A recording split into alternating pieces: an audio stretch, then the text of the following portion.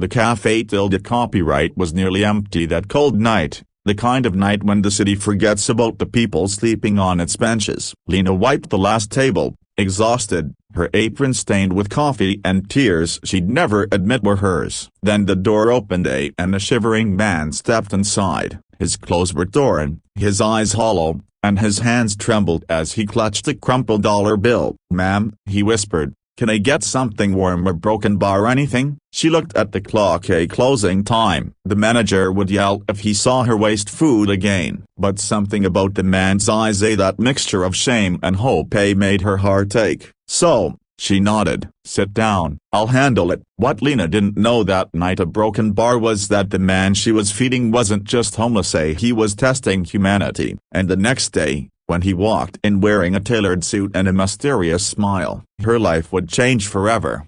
Chapter 1. The girl who gave more than she had. Lena Miller, 24, worked double shifts at the Morning Bean Cafe. Told the copyright she wasn't poor by choice, life had simply been unkind. Her mother was sick, her younger brother still in school, and every dollar she earned vanished into bills before she could even think of herself.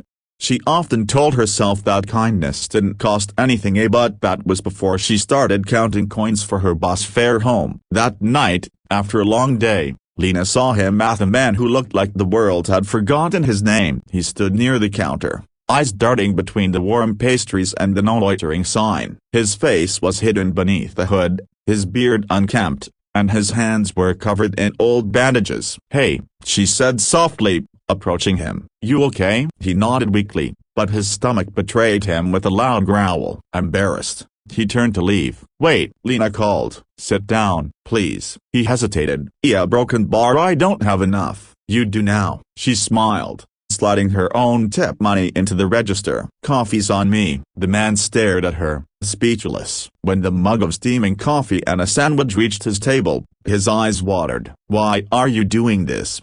he whispered. "Because one day, someone did it for me," she replied. They spoke for a while about small things, the weather, the smell of fresh bread. But when he asked her about her dreams, she fell silent. "I used to want to study business," she admitted finally, staring at her hands. "But dreams are expensive. I guess I'm better off making coffee for people who still have theirs." He didn't respond, only looked at her with an expression she couldn't quite read, like he wanted to say something but couldn't.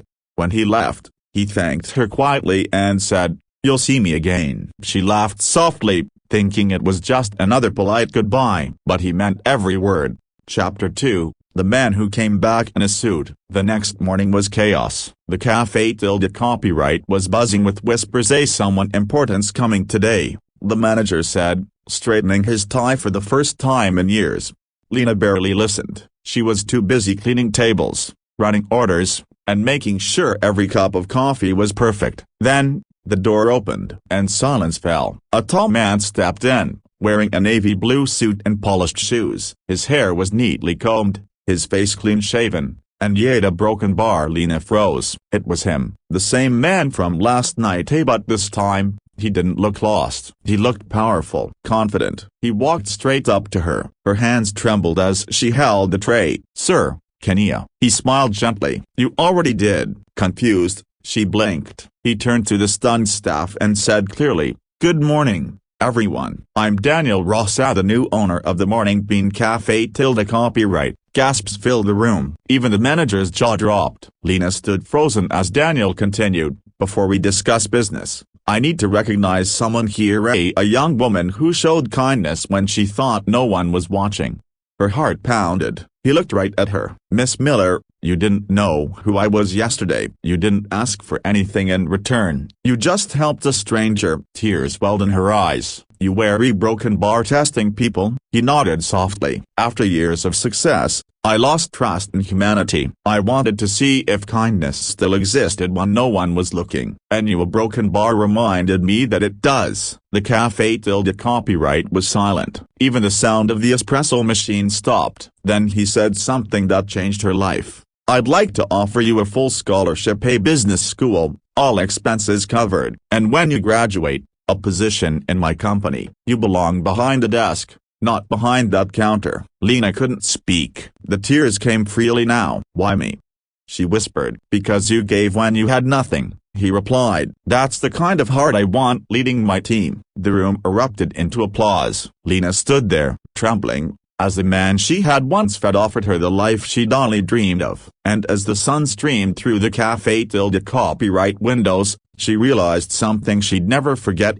Kindness isn't a transaction. It's an investment in humanity. And sometimes as a broken bar, it pays back more than you could ever imagine.